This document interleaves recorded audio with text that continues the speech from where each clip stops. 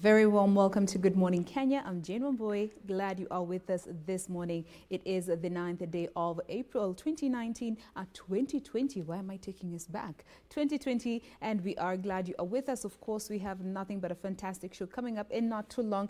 And today being Thursday, it is always Entertainment Thursday, but it will be a good balance of both information and entertainment. On my end of things, we are going to be looking at the directive that was given by His Excellency on Monday in regards to our artists with the 100 million gift token, has been termed as a gift token that is set to come from the Sports Fund under the Ministry of Sports, Culture and Heritage. How is that going to be distributed among the artists, and also the 200 million that is going to be distributed to the artists as well, starting this week in, when it comes to their royalties, which, you know, we say they're going to be earning at least 200 million every month, as opposed to the 200 million that they got from the whole year last year, which, you know, a step that His Excellency said this is all about just empowering them and helping them earn better from their music. We are going to be having a conversation around that, and we're going to be joined by the chair, the executive director of the Kenya Copyrights Board, to tell us how this is going to be implemented over a period of how long and how the artists are going to benefit from these two new funds. Welcome once again to Good Morning Kenya. And this morning, because it is a Thursday, we will also loosen up things a little bit. We will go to discuss what's trending this week. And just to give you a glimpse of that, did you know that it's possible for you to still have a wedding regardless of the COVID-19 self-quarantine stipulations? Well, I'll tell you about that on what's trending this morning, so to tell you about how a couple managed to do it. A very good morning to you. My name is Ram Aguko. Even as we talk about the 100 million that His Excellency directed to be given to this artist, how many of our Kenyan artists are actually aware that there's money that needs to be given to them? This is a conversation we'll be having with a couple of these artists. They'll be helping us understand if they are aware, because I understand that some of them know, some of them don't even know that there's money that was supposed to be given to them. And even as we talk about that, we shall also be talking about some of the hardships they go through this industry, and how important was it for them to be given this money at this time, where as a country food is becoming really hard for some Kenyans to get. There's still some health workers who are complaining of unpaid dues. There are some health workers who are supposed to be employed, and the money to pay them is still somewhere in a balance. So how important was it for them to be given this money at such a time where the country, where we as a country, more of what we need is money to be injected to some of these sectors? That is what this artist will be helping us understand. Joining me will be Eddie Joe Mwaniki, an actor as well as a film director, just to help us understand more about this when it comes to artists and getting of this money. My name is Dorina Range. Good morning. Unity is power, and it's a time that we realize that we are all Kenyans. Hashtag we stand with Kenya. Good morning. You're watching KBC Channel 1, and this is a Good Morning Kenya News Briefs. I'm Regina Manyara Gitao. Up next is what has been making headlines in the last 24 hours. All that, remember, we're also going to be having a quick look at the papers this morning, and you know, from what we can see so far, most of the newspapers this morning have the same headliner: we stand with Kenya. We will be letting you know what this is all about, what this sense of solidarity is all about, and where it is coming from, given the update that we received yesterday from the ministry. But in the meantime, do talk to us. We always appreciate you. Let us know where you're watching us from, how you are enjoying the show. And today being Thursday, you could just as well send in those requests. We might just slide them right in. The hashtag is Good Morning Kenya that you can use on Twitter. Official station handle is at KBC Channel 1. Individual handles at Ray Manyara, at Dorina Range, at Ram Aguko, and at Jane Wamboy is how you can find us. And if you so prefer to, you send us an SMS. 20154 is the number. For now, Matters GMK News Brief. Now, without further ado, is that a total of 179 cases of coronavirus infections have so far been recorded in the country. This comes following a disclosure by the Ministry of Health yesterday that 7 more persons tested positive for the contagion in the last 24 hours. The Ministry Chief Administrative Secretary Mercy Mwangangi, however, noted that almost all the confirmed cases were mild. Now, amid claims that a number of lawmakers have tested positive for the virus, the ministry maintains that these reports remained unconfirmed. Nancy Okware reports. Health Chief Administrative Secretary Mercy Mwangangi confirmed a further 17 cases of COVID-19 on Wednesday. She says this discovery was made after tests were conducted on 305 people in the last 24 hours. 7 people have tested positive for the coronavirus disease. All the 7 are Kenyans. 4 of them have a travel history, 1 from Congo, 1 from the UK, and 2 from the USA. 2 of the cases emanated from our mandatory quarantine facilities, while 5 were picked up by our surveillance teams. According to the Ministry of Health, Nairobi is still leading in the number of confirmed cases, with 5 of the 7 confirmed hailing from the county. We have 5 of these cases having been tested in Nairobi, 1 in Mombasa and 1 in Uasin Gishu. The minister, however, appearing to pour cold water on reports circulating in sections of the media that 17 members of parliament had tested positive for the disease. We have no formal official reporting of these cases to the Ministry of Health, and additionally, we are rolling out mass testing, and this mass testing will actually include testing of the different institutions in the country, and at that time we will then be able to relay to you what the situation may look like in Parliament or in judiciary. Addressing concerns from Kenyans on the cessation of movement in and out of Nairobi, the CAS noted that a special permit from the ministry will be issued to select cases which require urgent intervention. You should apply, get your death permit as the usual process, and then this will then be communicated to the Ministry of Interior, and you will be able to get your pass and you'll be able to proceed and give your last rites to your loved ones. And in a bid to further stem the spread of the virus, she called on all salon and barber operators to don masks at all times and limit the number of clients in the premises at a given time. Nancy Okware, Channel 1 News. Now, Amani National Congress leader Musalia Mudavadi has called on the government to re-examine and evaluate cases of individuals and families that have been stalled and disadvantaged due to the cessation of movement taking effect within the 4 COVID-19 hotspot counties. Meanwhile, 4 roadblocks have been mounted at all border points of entry and exit from Mombasa County as the government's directive on restriction of movement in counties of Mombasa, Kilifi and Kwale took effect.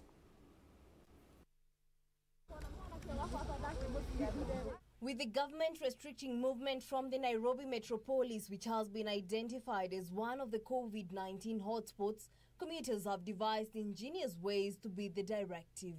Amani National Congress leader Musalia Mudavadi urging the government to re-evaluate cases of individuals and families that have been disadvantaged due to the restriction of movement within the 4 COVID-19 hotspot counties. I think there's merit in re-examining the cases of persons whose families have been stalled with potential harmful effects by the suddenness of this closure. This even as he urged Kenyans to adhere to the government's directive so as to curb the spread of COVID-19. The voices urging Kenyans to strictly follow the guidelines that have been given. This is good for us individually, for our friends and families, and for our country. And a directive that ordered the cessation of movement across the 3 coastal counties, Mombasa, Kilifi and Kwale, took effect Wednesday evening and is set to continue for the next 21 days in efforts to curb the spread of COVID-19. Meanwhile, Kilifi County security team has erected roadblocks in the region in efforts aimed at restricting movement in and out of Kilifi counties.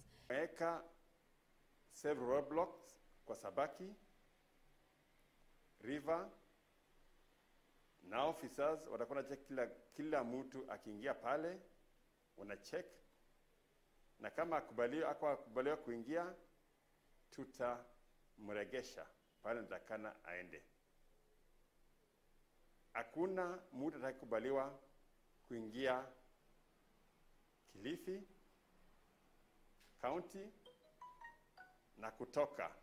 This development coming as Wiper Democratic Movement leader Kalonzo Musyoka called on the government to set aside funds acquired from graft proceeds as well as monies donated by well-wishers to procure masks for all Kenyans and distribute them for free. I want to urge that every effort be made to make these masks easily available, because if you ask a border a rider to buy one and buy for his passenger is asking for too much, because that boda is charging 50 shillings. Kalonzo is at the same time urging Kenyans to observe all government directives so as to curb the spread of coronavirus. And over 200 boda operators in Thiwa are set to benefit from an initiative aimed at sensitizing on matters hygiene. It is very, very important that even them wash their hands, and also those passengers or potential passengers that they are waiting to carry home also wash their hands. So they are a central point when it comes to transportation in this sub-county. Elsewhere, Homa Bay County Commissioner David Kipkemei is calling on fishing communities operating in Lake Victoria to refrain from crossing territory boundaries during their fishing expeditions. The commissioner, during his massive sensitization campaign on the islands, reminded the fishermen on the need to keep off the regions that have been marked as hotspots, as well as practicing proper hygiene, such as regular hand washing. Najua muko katikati ya mpaka kabisa, si ndio? Na mnajua huko kwa jirani yetu wamepunga mpaka yao. Na wamesema wataki watu wa kutembea.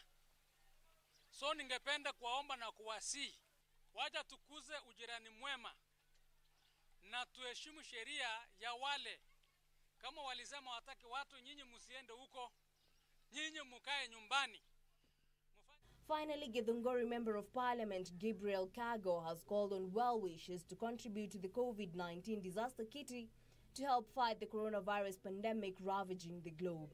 This even as he pledged his 1 month's salary to Githunguri COVID-19 kitty to help make community masks that will be distributed to all needy groups within the area. Also going to use the administration, because once we give the DCC, through the SEC, through the area chief, through the sub-chief, village elders, all these masks will reach to our people, to our community, not necessarily by calling the people together.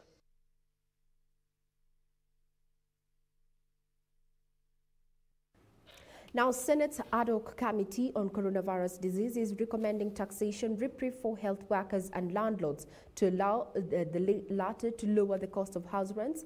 And the committee chairperson, Johnson Sakaja, says the committee is scheduled to hold a meeting with the National Coordination Committee on COVID-19 next week to deliberate on the intervention measures, including distribution of food to the urban poor. Since its inception 8 days ago, Senate's ad hoc committee on COVID-19 situation has held 8 meetings to oversight the responsiveness of the executive to the pandemic.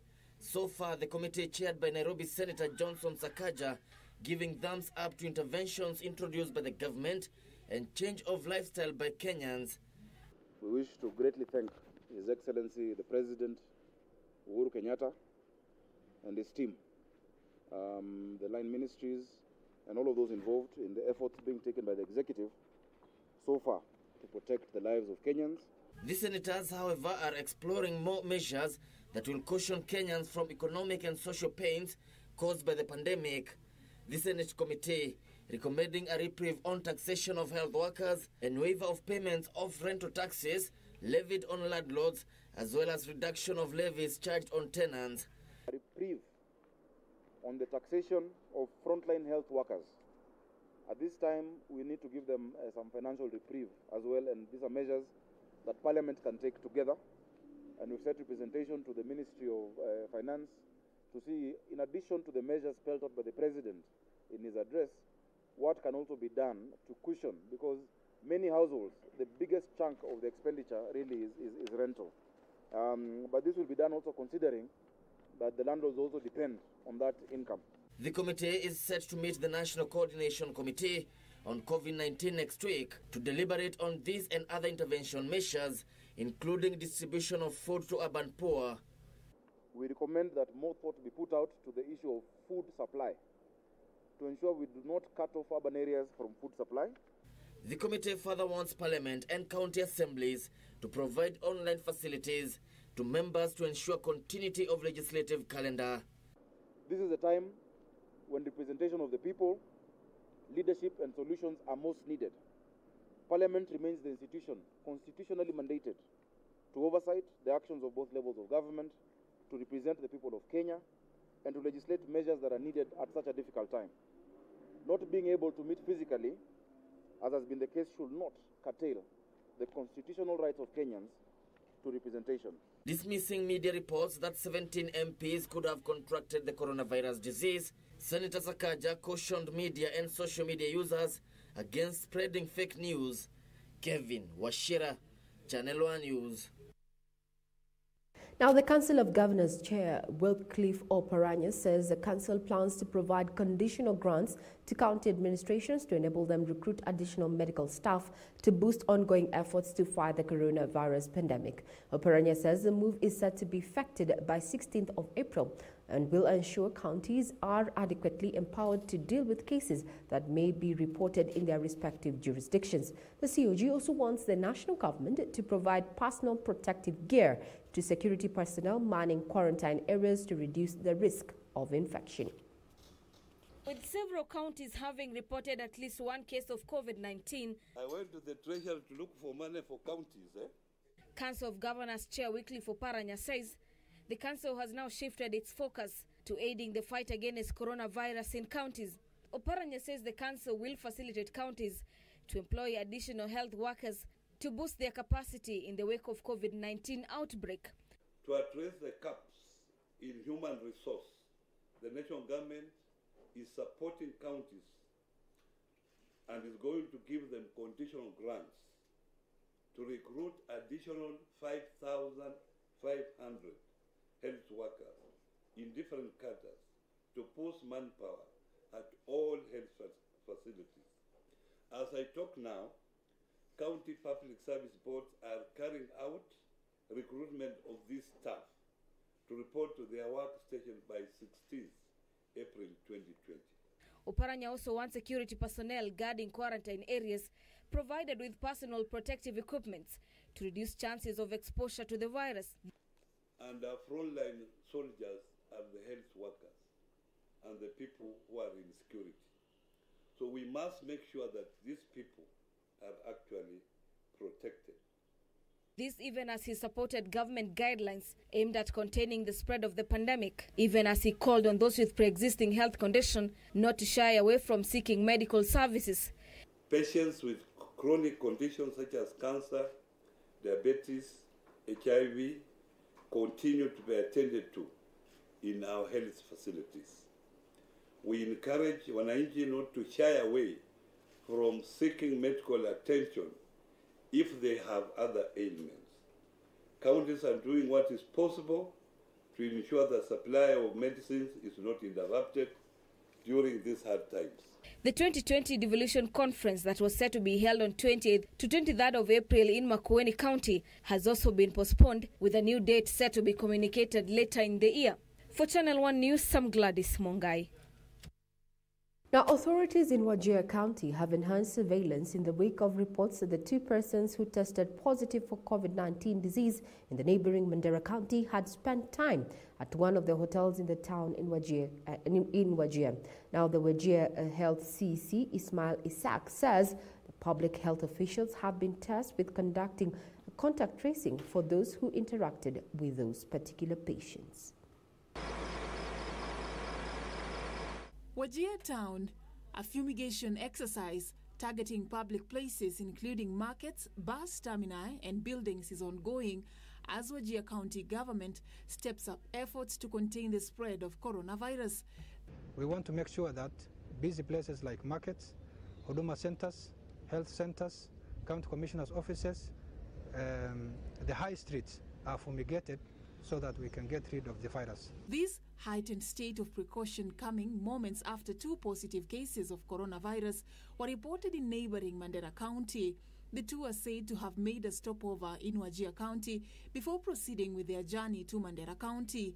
Wajir County Health CEC Ismail Isaac has said that the county remains on high alert, with two teams of public health officials now tasked with conducting contact tracing for those who interacted with those patients in Lehelei and Kutulo areas. As we speak, there are public health officials and senior departmental staff who are in Lehelei doing the contact tracing. So the same progress is happening in Wajir, and the bus company has been contacted. They have given us the manifest. We are trying to look for those people who have been in that pass. He further noted that the county has already set aside isolation wards in case of any cases reported in the region, adding that the county is working with the provincial administration to control traffic at the border of Wajir and Mandera counties. We might opt to put a restriction at Mandera Wajir borders, but that will be taken up by the County Emergency Response Committee, chaired by the County Commissioner and His Excellency the Governor. This even as area residents called on the county government to double its efforts to contain the spread of the disease. Hiyo spray town, hiyo ni hatua moja muhimu kabisa. Alafu kitu kingine yenye ingefaa isaidie ni kufunga, kublock completely those who are coming and moving on and out of Wajir town. For Channel 1 News, I'm Safin Aching Oma. Now, just to remind you that we are streaming live on Facebook and YouTube respectively. So, Saidi Peter, indeed, I will say hi to Purity Musa in the course of the day. Andrew Kibe, thank you for watching. Spencer Caesar, as well as Oscar and Babalao. Yes, indeed, Jane Mamboy, my colleague, has gotten your greetings. Now, continue just giving your feedback. Tell us where it is that you're watching this broadcast from. You do not necessarily have to be seated maybe in a living area or watching a television set from wherever it is that you are. You can stream. We're streaming live also on YouTube as well as on Facebook. So thank you for watching. Keep watching. Tell us the feedback, or give us some feedback, and tell us your name and where you're watching this broadcast from. Now, with the COVID-19 pandemic having claimed over 82,000 lives and infected over 1.4 million people across the globe, a spot check across the Central Business District indicate that many Kenyans are adhering to directives issued by the government meant to contain its spread in the country. Proprietors of supermarkets have, however, moved to implement the directive on having those accessing those facilities wear masks, with those failing to don them being turned away. Beatrice Gatonyeng-Entich reports.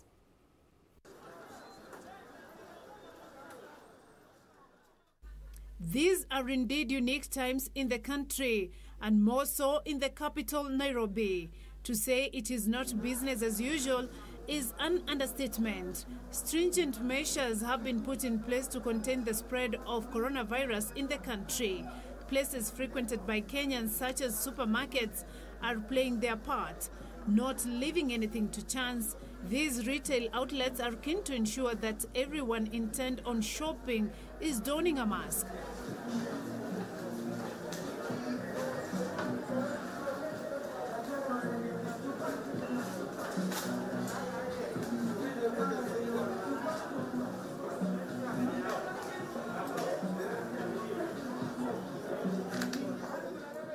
Failure to do so left security manning these chains with no option but turn them away. Border operators are also playing their part. Some of those we interacted with have refused to transport clients without masks. Unapoambiwa uvalie mask, hauambiwi uvalie ati sio wewe ndio unajifaidi. Unaona? Kwa hiyo mask inakusaidia wewe kwa sababu unataka kuona kesho yako. Mimi nachukulia hii swala na uzito, watu wazingatie masharti ya serikali. Wasigino vile serikali inasema, tusikunje kuregret baadaye. Kama vile serikali walisema, Mutahi Kagwe alituambia jana kwamba ugonjwa iko na sisi. Kwa hivyo tuchukulie mambo kwa uzito, kwa sababu tusipo, the curve will be going up. Instead tunafaa tuweze kujua hiyo uzito na tuweze kuchukulia kwa uzito na tufanye yale mambo inafaa. In the streets, people are being sensitized to wear masks at all times. Nimesema mtu hana mask hata oga hapa tena. Kila mtu afae mask. Juu akikuja kuoga, hiyo mihewa yake ananiletea.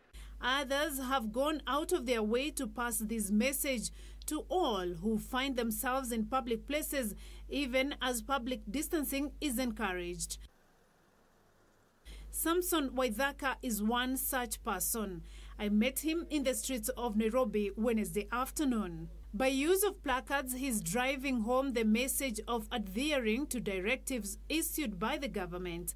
Armed with water and soap on his bicycle, he has volunteered to have Kenyans sanitize courtesy of his generosity. Watu wengi wanakuja town, wameacha familia zao nyumbani. Sasa vile wanashikana, alafu wanarudi kwa familia zao. Nikaona hapa ni Mungu. Nikasema nitatia amri ya president, vile anasema niandike posti, watu wakae nyumbani. Tena nikaandika watu wakuja wawe mikono hapa. Ni kubaya. Juu watu hawana maski. President anasema, Minister ya Health inasema, lakini watu hawana maski. Albeit these efforts, a number of Kenyans appear to have taken this pandemic casually. This group, for instance, is acting as if it's business as usual. They simply remain exposed to the invisible contagion. Even with the government putting stringent measures to stem the spread of coronavirus in the country, one of the measures being wearing masks while at public places, many of the Kenyans are not taking these measures with the seriousness it deserves. It leaves one wondering whether they understand the magnitude of the pandemic at hand. Reporting for Channel 1, my name is Beatrice Gatonyengetich. Indeed, do some of us understand the gravity of this pandemic? As we say, we have to adopt that strategy is one for all, and that's the only way we can beat this contagion. Now, the cost of basic commodities within the city continues to rise in the wake of the coronavirus pandemic that has seen the government adopt drastic measures meant to contain its spread. Traders say they have been left with limited options but to increase prices in the face of rising overhead costs. Wednesday morning at the Ngara market in Nairobi, empty stalls characterizes the bulk of the market, with businesses taking a hit from the coronavirus pandemic. Traders operating at the market distraught by the change of fortunes amid a shrinking customer base, rising prices and depleted sales as the effects of the 21-day cessation directive announced on Monday begins to take its toll. Sababu vitu zangu nyingi wanga zinatoka Uganda na hasinifikii kwa wakati huu kwa vile kuko. Kama ni fenesi nauza ya Uganda, saa hii nauza ya hapa, lakini wateja wangu hawaikubali. Wateja ni wanakuja mmoja mmoja, hakuna wateja, sio wengi, ni kama watu wameenda nyumbani, watu wengine wamejifungia. Yeah. The restrictions put in place to curb the spread of COVID-19, preventing them from getting in or out of Nairobi to go seek fresh produce. Kwa mfano avocado gunia moja ya 50 kg tulikuwa tunanunua na 700, saa hii unanunua na 1500 na ni ile kungangana kwa loli hakuna. Viazi tulikuwa tunauza 50 kilo, saa hii ni 70 ama 80. Nyanya tulikuwa tunauza 100, saa hii ni 130, 150. Nyama tulikuwa tunauza kama kilo 200, saa hii tunauza kama kilo 50, tunafunga mapema. Hata angalia kwa hoteli meza tulitolewa zote. It is the same predicament for traders operating at the Marikiti market. The traders decrying increased overhead costs that have seen the prices of farm produce, including onions and potatoes, almost double. Kama viazi kama hii, tulikuwa tunauza wananchi 100, sasa tunauza 200. Viazi yenyewe lori azikuji. Hii maisha tunakikuwa hard sana. Leo tumepata lori 3 peke yake na anauza 45 na viazi yenyewe 45. Ama tajiri wana pesa shazichukua zote. Tumeathirika ni bei tu, yani bidhaa tu kuwa bei kali. Na in order to beat the 7 p.m. to 5 a.m. curfew, the traders are forced to stock limited produce, hoping to make profit in the face of prevailing challenges. Well, for the traders here at the Marikiti market, their hope is that by the end of the 21 days, things will have returned back to normal. Reporting for Channel 1 News, I'm Sarafina Robi. That is our reporter, Sarafina Robia, who had done a spot check yesterday, just looking at the issues, or rather the markets within Nairobi, the Nairobi metropolitan area. And indeed, you need to brace for tougher times ahead, as those particular traders say that because of the cessation of movement in and within the Nairobi metropolitan area, indeed, cost of commodities is expected to rise in the consequent days as we proceed. Elijah Omondi, yes, indeed, he's urging Kenyans to wake up. And if you're waking up, indeed, just know you can catch us live on Facebook and YouTube too.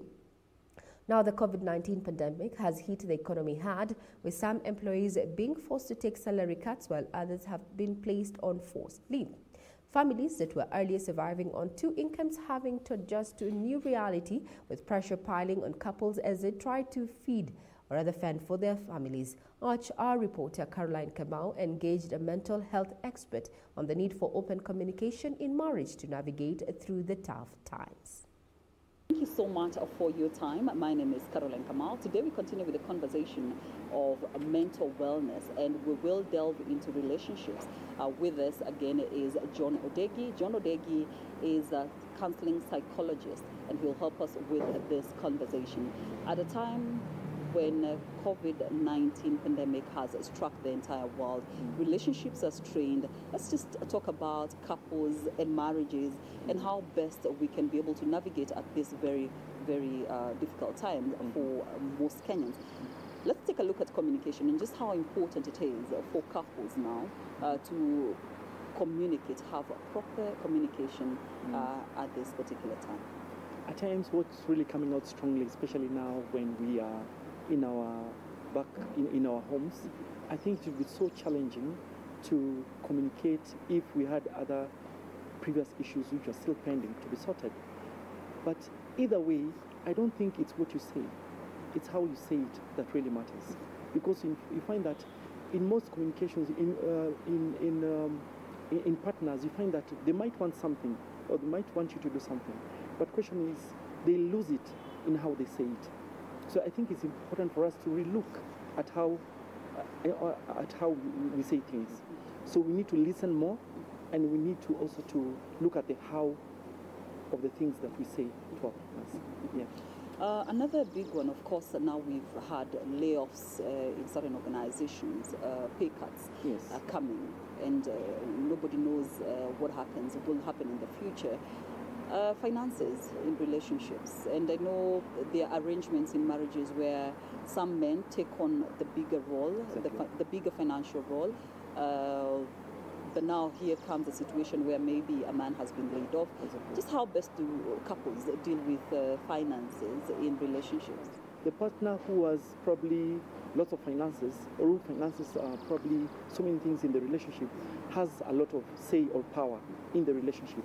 But the question is, the moment probably the man loses his finances, probably even having a say in the relationship also comes down, because you find that now that focus, the power shifts towards the woman. So the question is, what is this man busy saying in his mind?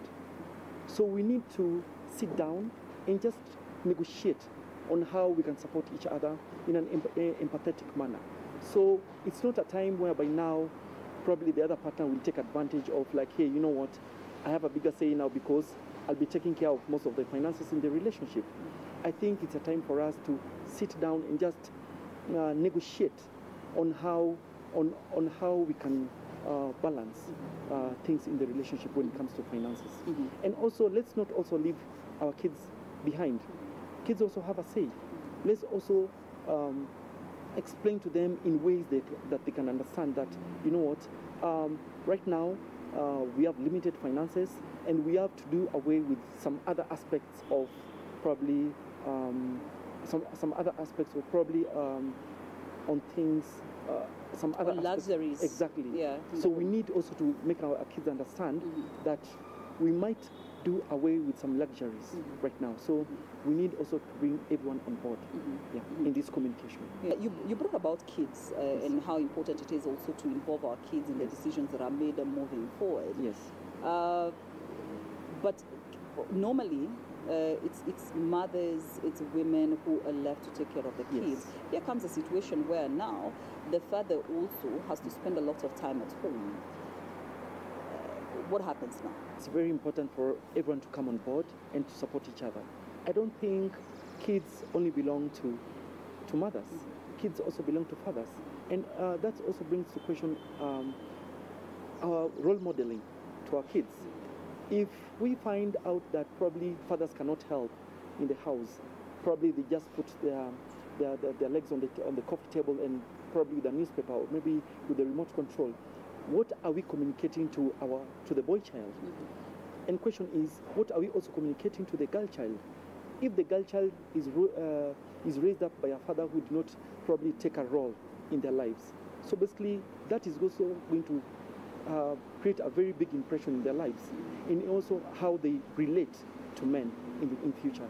So we really need to be keen on how we play our roles. We live in an African setting where Yes. more often than not we take care of our extended families. Some people are living with their sisters-in-laws and brothers-in-laws, or you're taking care of your parents back at home. These are strange times, financially especially. How do we ensure that the family stays together, extended family stays together, but also understanding that we are dealing with new realities? Expectations. We're talking about expectations from relatives. Those expectations might not change also given the changing circumstances, but we need to start managing the expectations of us as probably as parents. So parents, or probably even probably people who are in marriages or relationships, need to start managing the expectations, probably even financial expectations from relatives. Yeah. We need to communicate that reality in a respectful manner, because the moment we don't manage those expectations, then I think it might create some bad blood in our relatives who might think that, hey, you know what, things are still the same. So we need to start managing the expectations of relatives, financial expectations, which relatives have placed on us. Yes. John Odegi, thank you so much for your insights as always. Thank you so much for having me. All right, John Odegi there talking to us about what we need to do if you're a married couple at home. Communication is key, he said. Communication to our children, communication to the extended family as we navigate through this very serious pandemic. My name is Caroline Kamau. I hope you learned a thing or two about how to navigate through your relationships and to ensure that we have a healthy relationships even after COVID-19. My name is Caroline Kamau. Back to you in studio. That interview there crosses us over to Malta's business, where Kenya is likely to register a negative economic growth this year due to coronavirus pandemic. Experts have warned. Now, Ali Khan Sachu says that the disruption in export sector, declining tourism numbers and low diaspora remittance growth will be dismal, even as official projections show a 3% contraction this year. Now starting to feel the impact of the coronavirus pandemic. But up to this point, two things are clear. Economic growth is likely to be negative, and revenue collection in the year 2020 is also likely to take a significant beating. But one thing is for sure, nobody actually knows how bad will the situation be after the pandemic is done and dusted. After registering a 5% average economic growth in the last 10 years, the Kenyan economy is staring at a highly uncertain future. Major economic activities have been hit by the coronavirus pandemic. Tourism sector is down and out this year. Exports of horticulture, tea and coffee have slowed as the pandemic subdues demand in key export markets. Remittances by Kenyans living abroad is also expected to decline significantly as the pandemic whittles economies in the West. This is a medical problem, and it's a medical problem that then causing a financial crisis. So you can't solve the medical problem financially. You've got to solve it medically. So you see what I'm saying? So I think it's quite an interesting dilemma that we are faced with. So I think realistically, as I said, deal with the medical problem, and then you can go and deal with the economic problem. Economist Ali Khan Sachu says subdued economic activities will see negative growth for the first time in almost 3 decades. Recession occurs when there is widespread drop in the spending power by the consumers and government. Khan is supporting government's cash transfer program for the poor and financial stimulus package to aid struggling businesses to avert a looming crisis. In 2009, at the height of the global financial meltdown, the government launched an ambitious economic stimulus offering cash jobs to unemployed youth and cash transfers to elderly as well as the vulnerable in the society. But that was then. The whole of sub-Saharan Africa is negative growth. Nigeria and South Africa are the biggest. They're both going to be -4%, -5%. I think, we'll be -2% to -4%. And frankly, that will be a good result, as far as I can see, given the situation that we're finding. I mean, you know, I called it a hard stop. And is also urging the government to renegotiate loan repayment schedule with lenders to avoid a debt default. We clearly need some kind of breathing space, but we can't do it unilaterally. Because if we do it unilaterally, we will never be able to go back to the Eurobond markets. We'll become like an Argentina or a Venezuela, and that is not a good place to be. O'Brien coming for Channel 1 Business. Now, before we get into matters of sports, is that just an update in as far as Mira farming is concerned. This is that a section of Mira farmers have, are optimistic of better tidings given what happened last week, especially in Isiolo, Mandera and Wajir, where those particular county governments had restricted the transportation and consumption of that particular commodity. And now a court yesterday gave Mira traders an avenue, or rather gave them a right to actually sue those particular county governments.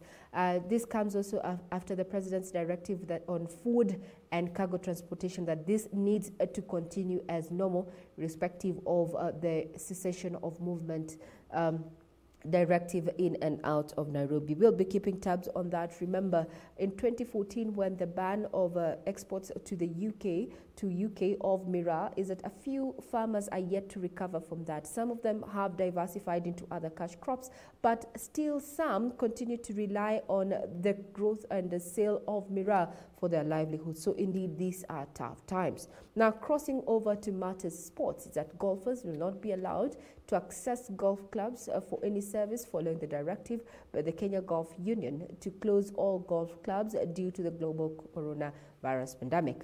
This move comes after the Ministry of Health criticized the non-compliance of golfers who continue to congregate within club premises, contravening the current government directives. KGU, which has instructed clubs to ensure that there are no congregations and to only allow members in and not guests. The players will, however, be allowed to play in the field as long as they do not use the services of caddies, and must also ensure social distancing by playing in groups of 2 or a maximum of 3. In addition, KGU has also suspended all handicaps in the country for a period of 30 days, and clubs will not hold any handicap competitions in this period.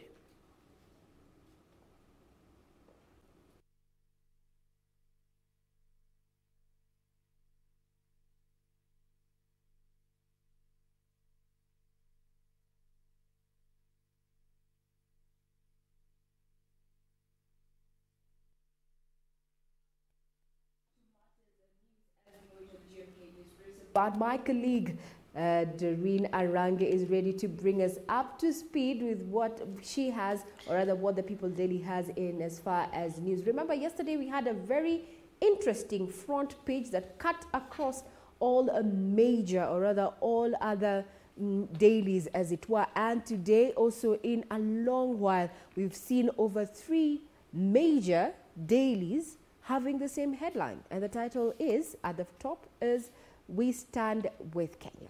I don't know if People Daily has that or what it has. Just bring us up to speed with what People Daily has captured in their daily brief today. It is interesting because the People's Daily does not have that caption on its front page, but there's still other stories that are, have been written in this paper. And it is time for our In the Headlines segment. And as it is tradition, we begin with the People's Daily. So this is the front page of the People's Daily. And unlike what Regina was saying, which is a common caption for all the other 3 newspapers, on the People's Daily, it is Ministry orders mass testing of MPs, judiciary. So Ministry orders mass testing of MPs, judiciary. Continues to say that four coast legislators in self-isolation amid reports that 17 of their colleagues have tested positive, as 7 new cases were confirmed yesterday, bringing total infections to 179 in the country. This story has been fleshed out from page 2 all through page 14. On the sidebar of the front page, there's maternal health suffers as focus shift to fight against coronavirus. So a lot of focus has gone in the fight against this disease that other sectors in the health, in other sectors in the health, health have been sort of like forgotten. But still, on that side, but there's also a number. The numbers have been given of infections across the globe, and right as of now, it stands at 1.4 million confirmed cases around the world. 316,855 recovered and 86,744 deaths. This is across the entire globe. When it comes to Africa, Africa has a total of 11,467 cases and 550 deaths as of now. So let's see what more is inside this specific paper. And just what we had on that front page in regards to the legislators.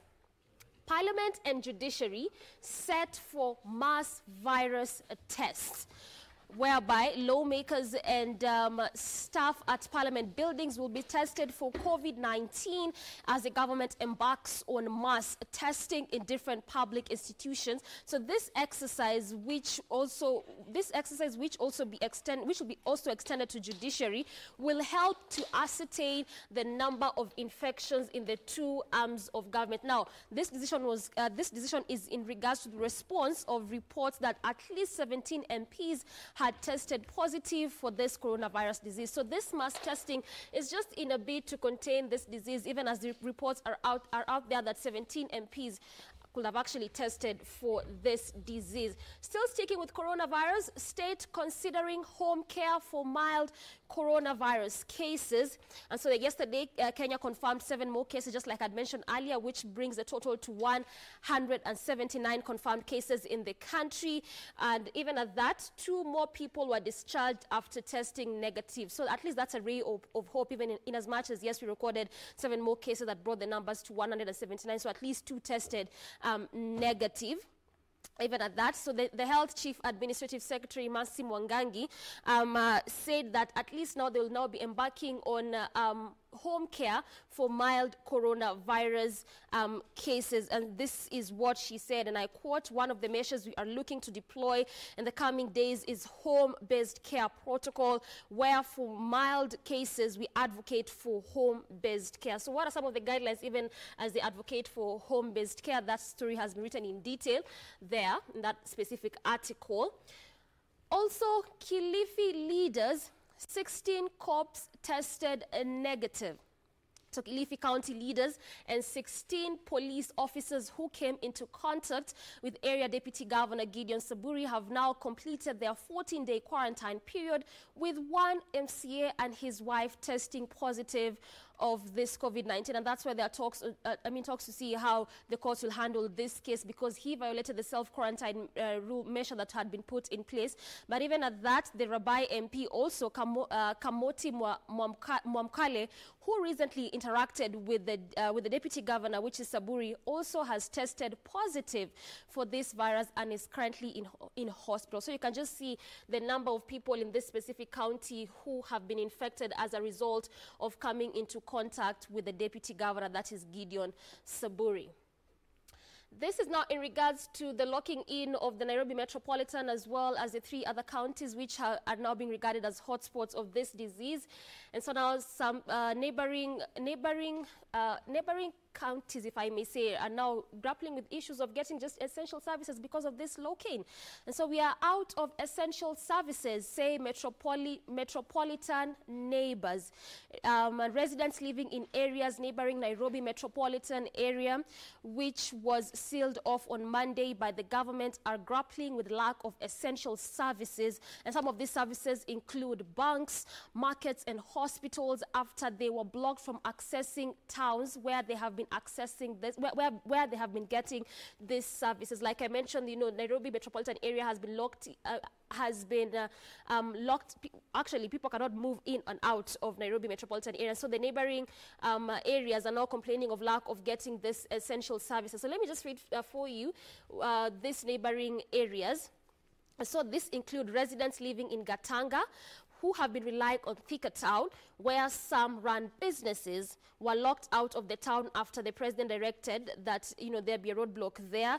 There's also been some residents of Gatanga area in Thika town who are not able to get some of these essential services after that directive came in. There are also residents of a section of Machakos where residents depend on Tala and Athi River shopping centers, as well as Kajiado, where some residents can no longer access Kiserian town. So this making it difficult for some of these residents to access just the essential services after this directive came in. But remember, these are just some of the measures that have had to be put in place to contain this disease, seeing that Nairobi already had 82%, was the one actually, with most of these cases. To other matters now. And maternal health at stake as attention shifts to COVID-19. With all focus diverted to the fight against the deadly coronavirus pandemic, response concerns are emerging over possible neglect of other essential healthcare services. On Saturday, on International Day for Maternal Health and Rights, which is going to be this Saturday, they'll be trying to sample the state of maternal and neonatal health in the country. And so there's a health worker in Samburu East in Samburu County who says that as the country battles the deadly coronavirus, medical practitioners have to observe extra hygiene measures both within their health facilities as well as during medical operations. But he continues to say he performed a delivery on April 1st, 2020, which was last week, but says his facility is yet to receive essential protective gear. So this just goes to show you that some counties in the country still are grappling with the issue of getting this protective equipment even as they continue attending to patients in this difficult time of the coronavirus pandemic. Also, parents risk arrest if their children are found loitering. Remember, children are at home right now as schools were closed. And so Kericho security agents have issued a stern warning to parents who let children roam around shopping centers and villages, flouting measures aimed at stopping the spread of this disease. This was mentioned by the county commissioner in Kericho County, and he said, I quote, "Parents who will not monitor or stop their children from loitering around shopping centers and villages will be arrested so as to face the full force of the law." So that means that as parents, do not allow your children to be loitering around this time, because then again they also have to be protected. But we'll continue sampling more of what has been written in the People's Daily later on. Jane.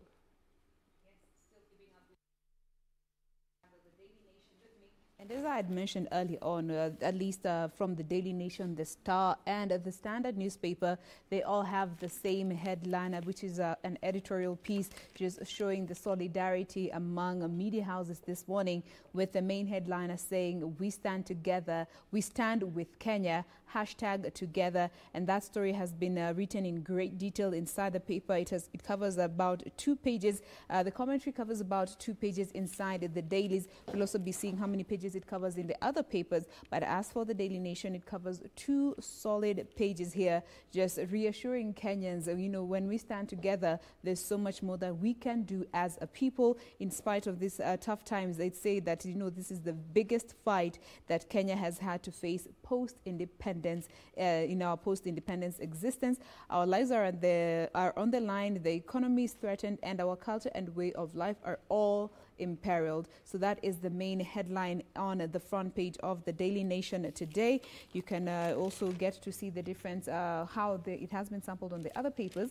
But looking at the updates on coronavirus, just in line with what has been highlighted on the People's Daily there, the first story when you open the paper is about how MPs rubbish claim that 17 of them tested positive for coronavirus, the COVID-19. MPs rubbish these claims that the 17 of them tested positive for COVID-19, and they say that, this, by the way, was supposed to be private results, and that these reports that are circulating on social media and the mainstream media are false and untrue and are not founded on any report that was said to be given by the Lancet group, who are the ones who are conducting, the Lancet group of laboratories Laboratories, who are the ones who are said to have conducted that exercise, which is said to have been a voluntary exercise, and the results were given to the MPs in confidence.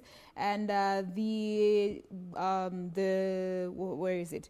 The boss there said that, we need to, the information out there is incorrect, misleading, and should be disregarded. All this, and also this is something that was echoed much later by the Dr. Mongangi, when she said that they have not received formal communication about these 17 new cases that are alleged to have been confirmed by Lancet, as was circulating on social media. But then again, she also issued the warning about the next coming few days, saying the numbers are definitely going to be going up.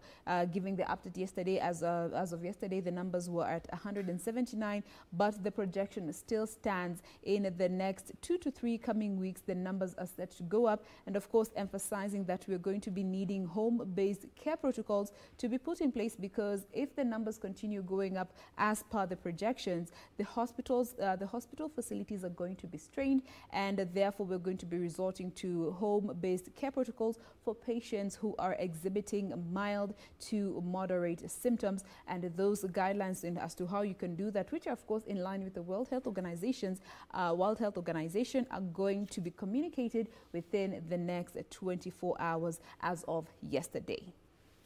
Now, still keeping up with what we have on our dailies in the headlines this morning is that, yes, as Jane has rightfully mentioned, there is we have a common front page headliner in at least 3 dailies this morning. There is that we stand with Kenyans. That's an editorial pull-out.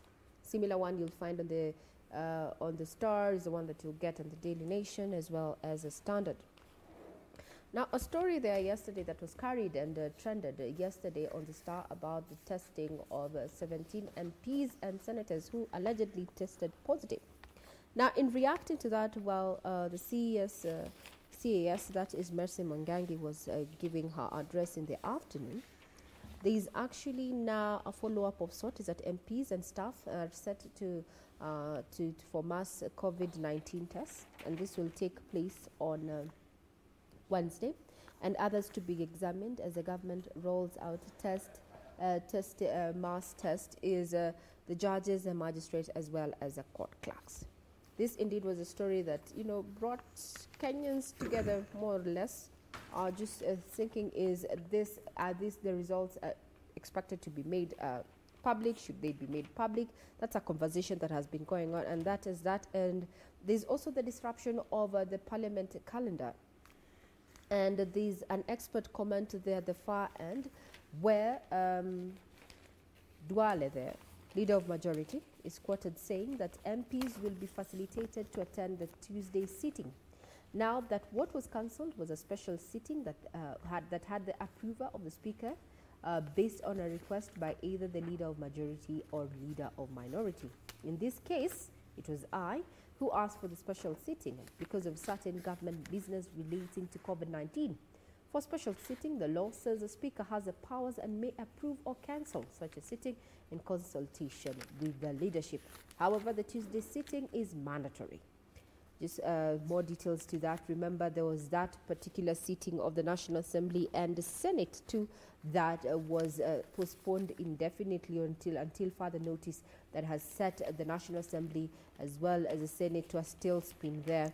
And that is, you can all get all the details of that in regard to what the legislator has to say in light of what is happening in the country. All right, and with me, I have a copy of the Standard newspaper. That story on our lawmakers is also highlighted in the Standard, where we have lawmakers share COVID-19 tests result being denied being positive. You can get to read about that in our different dailies. But on the front page of the Standard, still we have what is highlighted in all the dailies. We stand with Kenya. That is on the front page of the Standard newspaper. Kenya faces the biggest fight in its post-independence existence. The lives of its citizens are on the line. Its economy is threatened, its culture and the way of life is imperiled. The novel coronavirus threats to kill us, damage our health, destroy our economy and the very fabric of our families. It will rain pain and suffering upon our our unprotected heads in the coming days, weeks, and months. Get rid about that. We stand with Kenya, also inside the Standard newspaper. But getting to open the very first page of the Standard newspaper, we have a story on what the president has been speaking about, especially when it comes to our vernacular station, Shoro FM. He said that this is a time for war, the war against the COVID-19. On the first page, stand up, your country needs you. We must heed or die, and do this without breaking the precious bonds that hold us together. We must maintain social interactions as much as possible. Arise, this is war. And we have different information there on how to keep virus at bay. Get to read about that. Also, we have cats, dogs in danger of getting virus. Do you have a pet at home? Do you have a cat or a dog? Well, cats, dogs in danger of getting virus. If you have a pet and test positive for COVID-19, you can transmit the virus to it. The German Shepherd, a Pomeranian, a house cat, and a tiger have all tested positive for the novel coronavirus. That is, if at all you have a cat or a dog.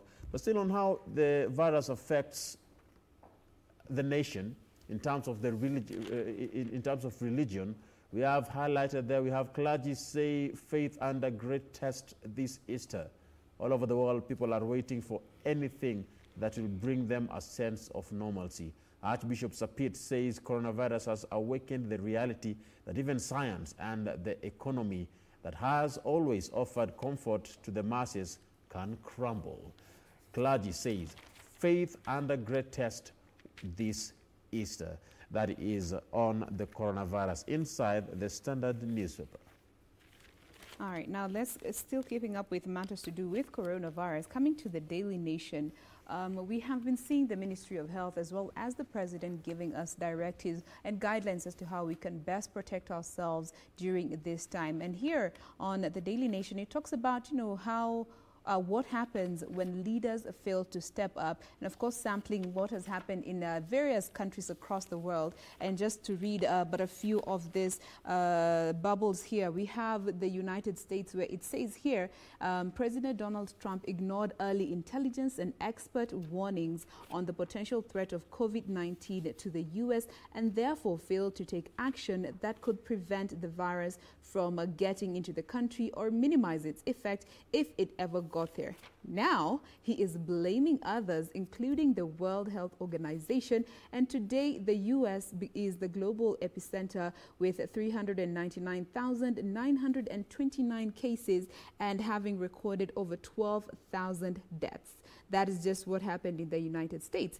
Now, coming to the United Kingdom, Prime Minister Boris Johnson, who contracted COVID-19 after defying advice on social distancing. So 3 weeks before his diagnosis, he was going around shaking hands with everybody, including those who had already been confirmed positive when it comes to coronavirus. And 10 days later, he was taken into ICU. Now, his government, and of course, it goes on to say that the government was slow to impose social distancing measures as the world was continuing to embrace. We also have China there, has been used as an example of when leaders fail to step up. Here it says that Chinese authorities delayed informing the world about the severity of this deadly disease that was spreading within the country's borders. And it even went as far as trying to muzzle the whistleblower, that is the late Dr. Li Wenliang, who was the doctor who discovered this virus. And he consequently died as a result of this disease. Now he's being hailed as a hero there. But as a result of this delayed transmission of information, more than 82,000 people were infected and over 3,000 deaths were recorded in China alone. Let's bring it back here at home in Kenya. We've also been used as an example here. Kilifi County Governor Kilifi County Deputy Governor Gideon Saburi has been charged in court for defying a government order that ordered those who were returning from overseas to self-quarantine for 14 days. And of course, later he tested positive, which he has been said to have recovered, but he is suspected to have infected many other people. Now, this just goes to show you the importance of following some of these directives that we are being told to maintain. Simple things as self-quarantining yourself for 14 days at least, and also maintaining social distance to just try and flatten this curve of infection. Of course, many other countries have been sampled here, but that is the situation. And of course, still on the same page, giving an update on the coronavirus, the global update with the confirmed countries, especially here in Africa. This is a detailed confirmation of how things are looking in Africa. We have the countries, the confirmed cases, deaths, recoveries, and the ranking. And Kenya there is ranked 15th when it comes to confirmed cases, with 179 being the number.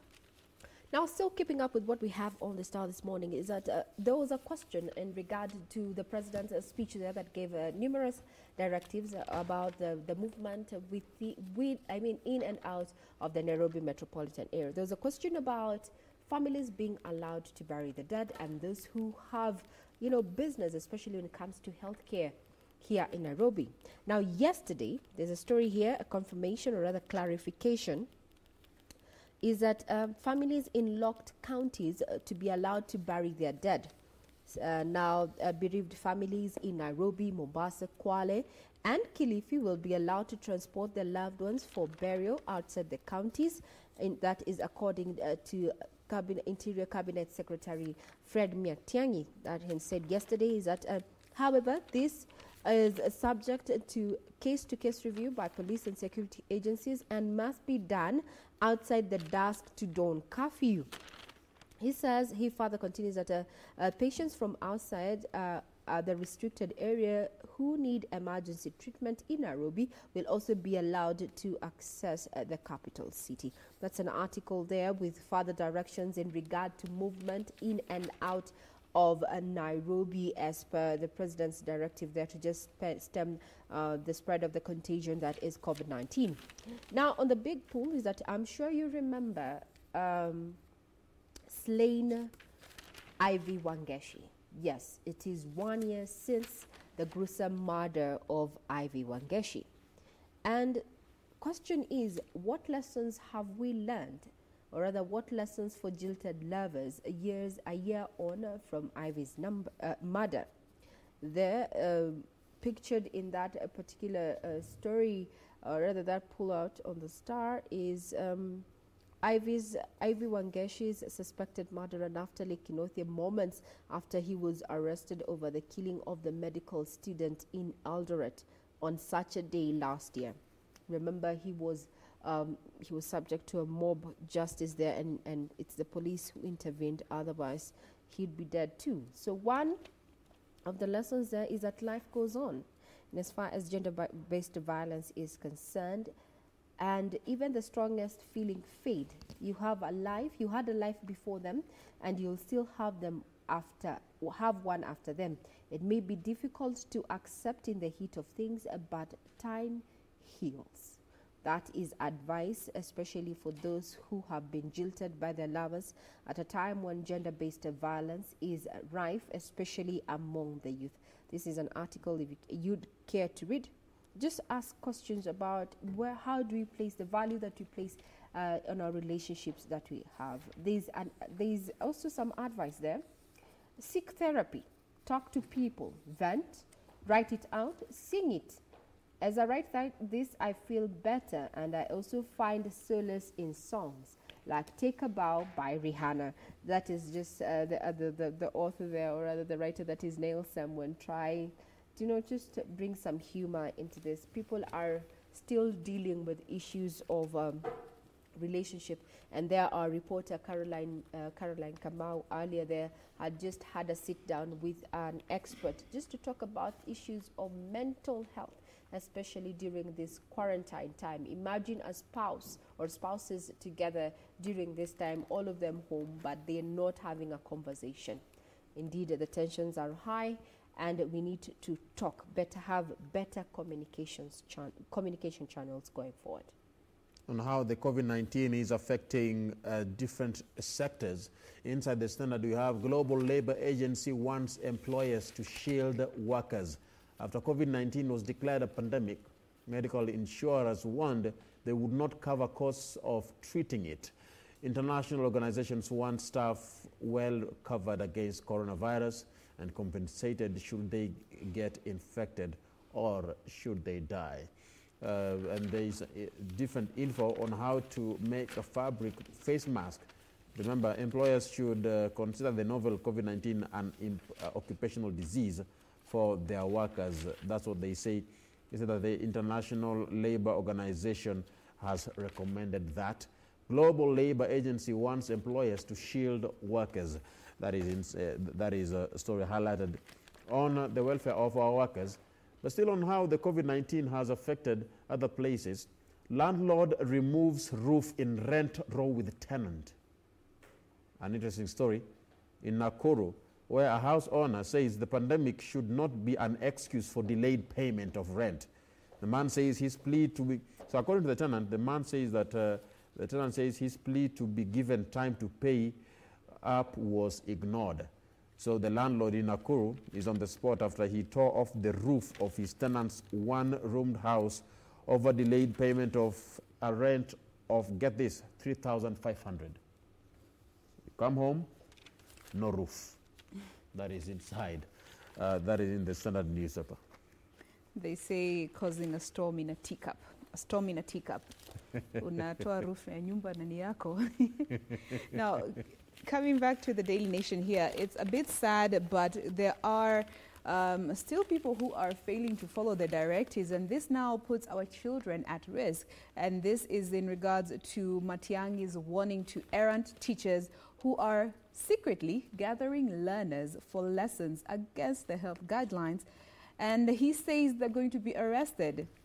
The teachers who are disobeying the ministry's directives and putting children at risk by continuing with some of these secret sessions, gathering students in houses and continuing with tutoring, are going to be arrested and face the full wrath of the law because they are in direct and proper defiance of these laws that have been put in place by the ministry. And this is just goes on to say, you know, teachers being leaders when it comes to our children, you should be the first ones to discourage such behavior among the children. Now, let's quickly move on to county news, and starting with the Daily Nation here, we go to Mombasa County.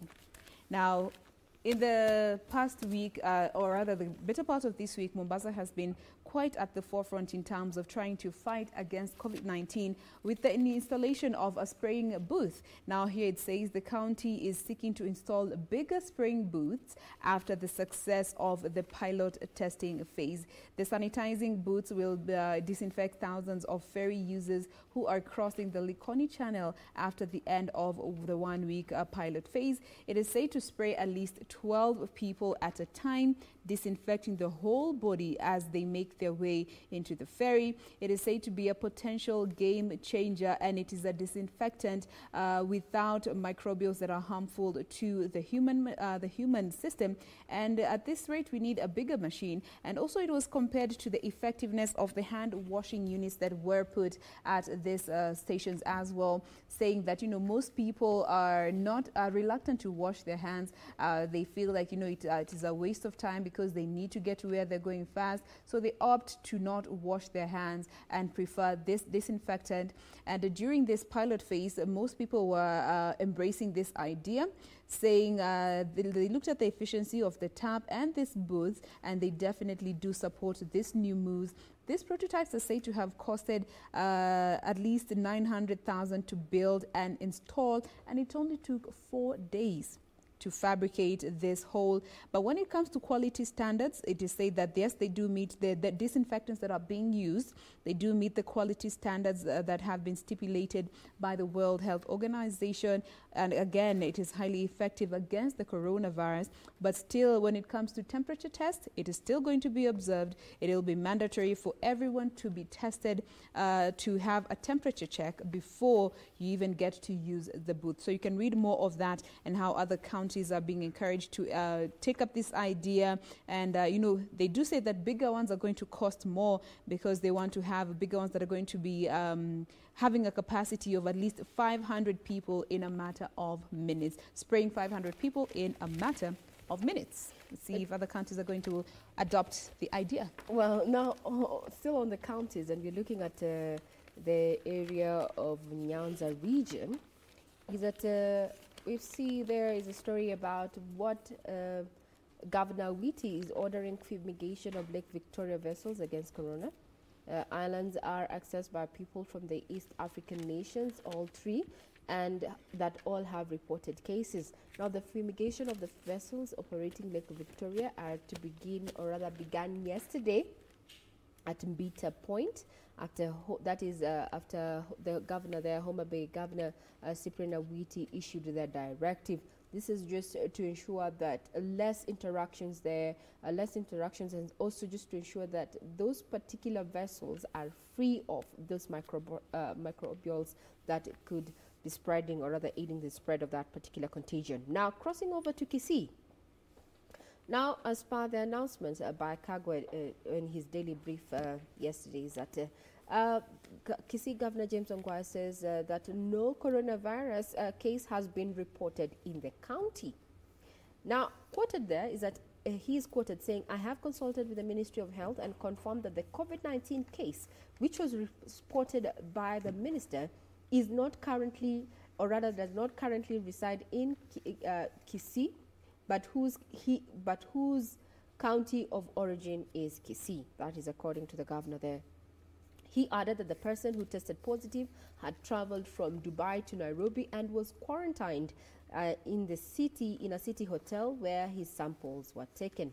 It is further confirmed that the person has not traveled to Kisii in the recent past. This is after panic, after that particular revelation there that among the 179 confirmed cases of COVID-19, one is from Kisii there.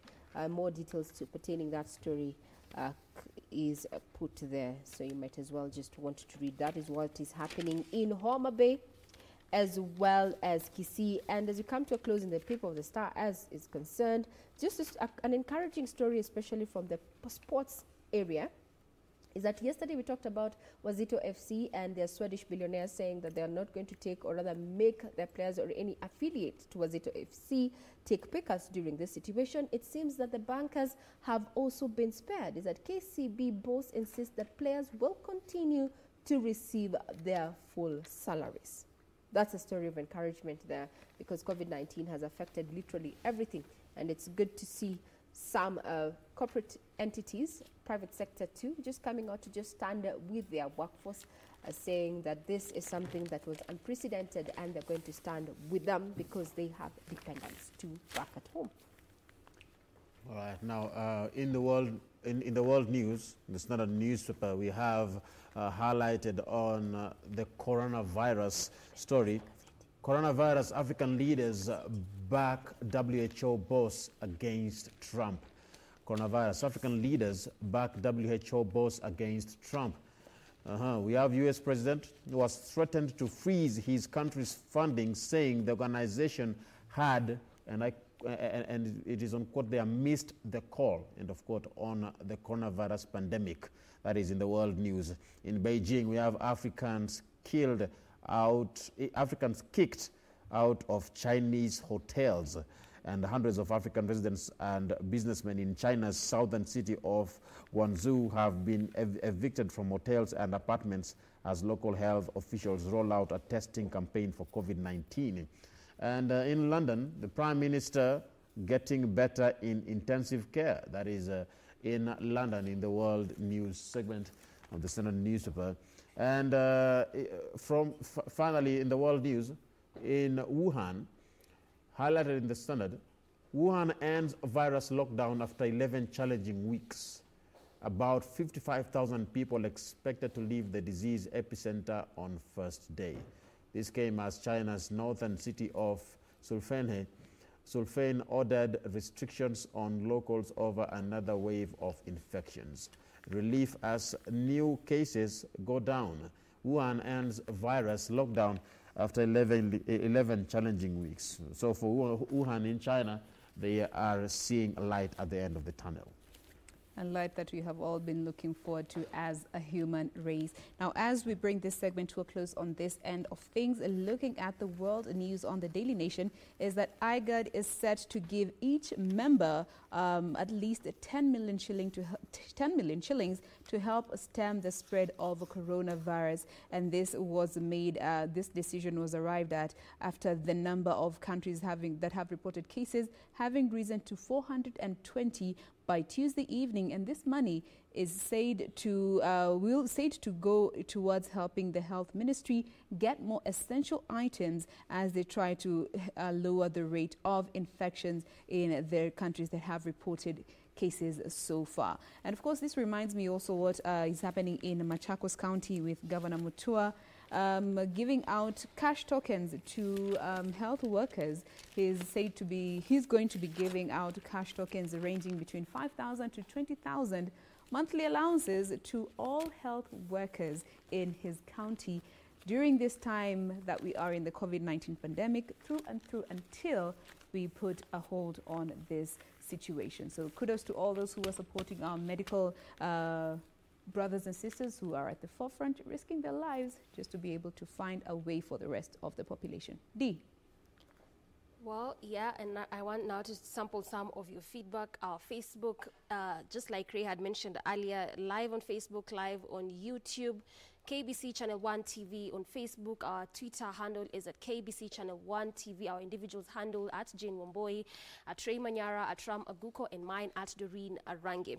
So George Dixon saying that watching from Kisii, just most of your feedback is that you are already up, watching the show, loving the show. Peter Mugeni saying good morning to all of us. Moses Ndugu saying watching from Kiambu, and father says that let Kenyan take necessary precaution. Of course, this is about this coronavirus pandemic. Spesam Sambati says that he is watching from Nyandarua County, and of course, just like I mentioned, most of your feedback is that you are watching and you are just appreciating and loving the show. Let me just read one last one. This is Peter saying that watching from Malaba border, following the rules of COVID-19. So this means that probably he is just somewhere at home, not moving about and around, which is one of the directives that was given, that people to not be moving around in this time. So this is your feedback on Facebook, but we'll continue sampling more of your feedbacks on our various social media platforms.